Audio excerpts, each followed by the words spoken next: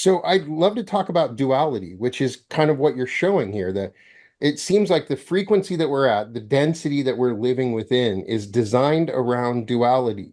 Are there other, first of all, before we go into that, is the next level a triality? Is there where we start to deal with quadralities? I mean, why does everything have to be a duality, good and evil, and us transcending it on some level? Everything is so simplistic and everything around us appears to be male, female. Everything is a duality. Why? And what is the reasoning for that? And how does it affect our consciousness? And is there another consciousness where we can start to deal with something more complicated than just a duality, right? I want to let you know that you can now drop in on my self-healing class where we do a live Q&A and a group healing meditation. It's pinned in the comments below. Yeah. Okay. You asked a lot there. Okay. So is there, let me go to next level, or, however you want to say Yeah. it. Okay. So there is absolute existences, realities, states of consciousness, realms, however you want to say it. And I've worked and I just swim in this kind of stuff. So I've absolutely experienced realms and states of being where 1 + 1 is 17. That's like, well, what does that mean? Okay. So what it means is, in the more elevated frequency and elevated state of consciousness, we simply are aware of more of the possible possibilities. That's the shortest way I can answer that. Okay. Mm-hmm. So why is everything duality? Because we're as low as we can get. So for us, all we have is this or that. This or that. That's it. We got that. We got just a good, bad, right, wrong, positive, negative. Now here, that's what it seems like all we got. When we use body consciousness, the body is attuned to and part of the local environment. So now we're reducing to this fractal of God, to the tiny little bandwidths of frequencies that come in through our 5 very mediocre senses. So all we really have here is this or that. When the truth of the matter is there's infinite possible possibilities available right now, but we can't access it through a physical sensory perception. And then therefore that's the data stream that forms the intellect. And that intellect is bound by logic and linearity. Logic and linearity is about this much of how things actually work. Now, when we're here, it's the only way that the brain, our human brain, processes things. So as we move up in frequency, we're going to start to see more of the infinite possible possibilities that have always been there, but by using body consciousness, we can't access it. And hence, as we move up and ascend the frequencies, 1 + 1 isn't 2. 1 + 1 is 17. Right. And it's exciting because your book is really outlining that us moving beyond these dualities. And in particular, I really was drawn to the anger and compassion, maybe because I'm going through that a little bit, it's what I see in the world. So I wanted to talk about that in particular. I know that in some ways that's an obstacle for my consciousness. I get angry. I get angry with what I see in the world. I get angry at stuff I shouldn't get angry about. And sometimes I find it hard to be compassionate when it's obvious I should be. And I'm just becoming aware of that. So I'd like for you to talk about that aspect of accessing super consciousness. Well, the first thing I want to say is that when you said should, Should okay. is a clear word that I shouldn't be using. I should You not. you shouldn't be using should. Yeah. Right. So, okay. So as you know, Brett, there are no shoulds, right? So Right. what we're seeing, because there really are, we just talking about 1 + 1, in higher states is actually 17. Okay. What we're really seeing is the totality of possible possibilities that people are availing themselves of. So many people are making choices, decisions that, let's say, for example, Brian, if you're the one that's experiencing the anger, or whoever's going to watch and listen, you're experiencing the anger, right? Okay. So we're watching people avail themselves of choices that we might not make that choice. We, Mm, quote unquote, we wouldn't do that. But the thing is that that's got nothing to do with it. right. Now, if we can remove, and which that is our ego mind.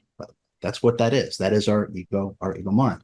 So if we remove the ego mind with the shoulds and should nots, and I would never do that. And I'm upset that people are treating each other this way. I'm upset. I get it. But I promise you, Whatever someone is going through, it's because they absolutely need to. And we have no, this is going to be very controversial for people. Be Hmm. very careful who you help because you're going to be interfering with their karma. Yeah. So should we ask people if we're going to be of service to someone? Should we get into the habit of, would you like me to be of service of asking permission? Okay, I went through a phase in my life. Yeah. I don't know if this was in the book. Maybe it's in the fourth book. I don't know. I can't remember anymore. Okay. So I'll relay a story. So Mhm. this was a long time ago. I was in my 20s. So, I'm old. Brian, you and I we're not young anymore. Okay. So I was in my 20s. I You was in a speak for yourself. okay, all right. I knew you were gonna correct me. Okay.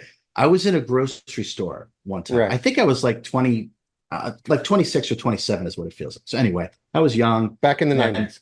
back right back in the 90s. So I was in the grocery store and I wasn't trying to log into someone. Sometimes when you're in a very calm state, just things for me, things just open up and I just start to tap into to the stuff. So there Yeah. was a woman in front of me in the grocery store online. I don't know this woman, just waiting online, right? And I'm just looking at her, and I was just able to look through her. I could see she had cancer, and it was getting nasty. It was starting to develop, and I could Hmm. also tell that she had no idea. I could absolutely tell that her consciousness, her lower consciousness, was completely unaware. Her higher mind was the one that actually put that there. And that's a whole nother conversation. But her ego mind had no clue that she was getting ill. I mean, she was already ill, actually. And I knew she was Hmm. clueless about it. So, like my own ego mind, I need to tell her. I mean, because I can do all these things. Yeah. Let me just tell her what's going on. So I did. I literally said, I know you don't know me, but I have these abilities and I can tell that you have cancer and you're going to need to do this and that. You better hurry up. She looked at me and said, who the F are you? Right. I never, ever overstepped my bounds again because me butting in is my ego mind. Again, we got to be careful who we help because we might be interrupting their karma. And I have never, ever forgotten that. And I have never just like knocked on someone's door or gone up, hey, let me tell you about all these things I know. And because you need the help, I don't do that. If someone wants help, they come to you. Now that's their free will. Now, when someone says, Brian, help me, RJ, help me, totally different. Share the love and share the wisdom. That's it. But if they don't do that, I stay out of it completely and utterly. It's not our place. And it's only the ego mind. Half the time, this will also be hard for people to hear. Half the time that we feel this compulsion, whether we get angry or like, I have to do something, it's because we are so uncomfortable with being helpless that we actually jump to take action. We could just sit with that. If we could sit with as we're watching things on television, something traumatic taking place on this planet, right? That feeling of helplessness, right? Sit with it rather than think that you have to act on it. And what we'll learn is beyond what we would learn through actually taking action because we can't stand the feeling of helplessness. I often say that we're in a playground of love. We're learning lessons of love, the complexities of love. And so what I'm learning is there's another dichotomy between indifference and compassion at the same time, just as much, And so I go back and look at times when I'm indifferent to suffering that is around me, and then I look back and then I look at times when I make it an intention, I want to be of service and really get outside of myself and see if I can help people because it makes me feel good. And then I'm suddenly given these opportunities where people come into my field and I'm still having that thought, am I hurting this person by helping them? It's a tough call. I don't quite know what to do, but at the same time, I think I'm being tested. I feel like Yeah. when I'm walking out, it's a test. Like, what should I be doing in this case? If this person is me and I'm in the oneness, then of course I'm gonna make sure that they have some money to eat. I'm gonna make sure that that somebody can take care of them. They need a ride. I'm gonna give them a ride. Um, but I need to ask them first. I mean, it's why does it have to be like I agree with that because I know I've had similar situations where I've offered an service and offered love to people, and clearly it hurt them. It did not help them. So it's not black and white in that particular case. No, it's case by case, and you have to use your intuition. It's case by case, and you have to use your intuition without question. I would say that a lot of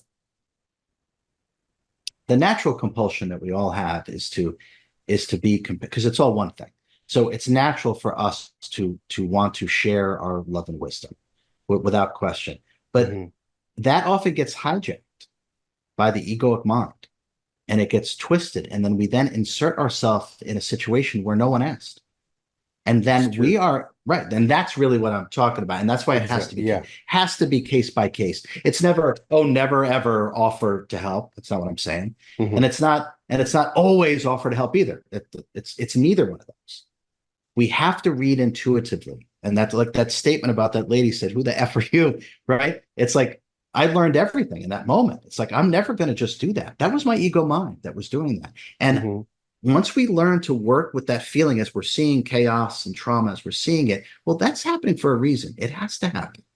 It's like a detox. We're going through a spiritual detox. Yeah, you know what when you do a detox, I know, but it's messy, right? Okay. Hmm. That's what this is. This stuff's all coming up. Why? Because it has to.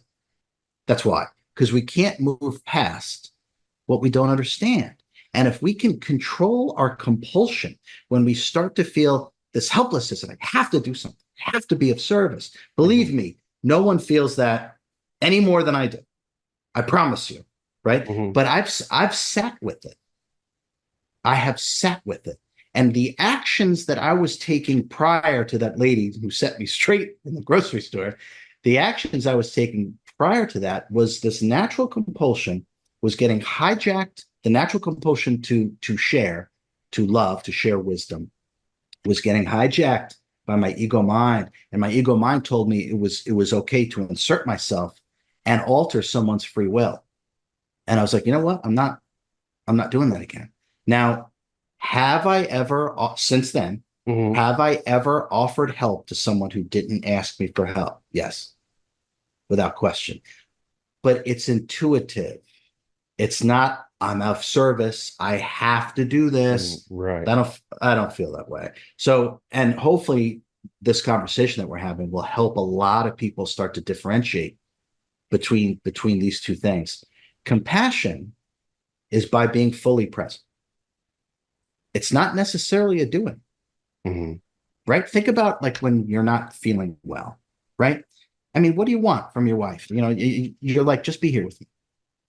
Just be here with, just hold my hand, just be here. That's all, right? It's not like I want you to go do this, go do this, go do this. It's the opposite. Just be here with me now. And that's not a doing this.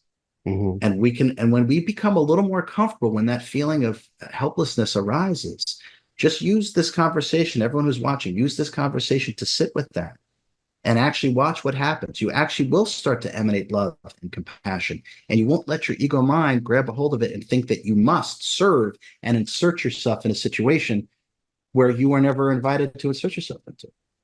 I hope you enjoyed the video. Now, if you are desirous of more of the real you and less of your conditioned, agitated mind, if you know that you can create a life that you're not leading right now, but you know you can, check out my meditation masterclass. It's pinned in the comments below.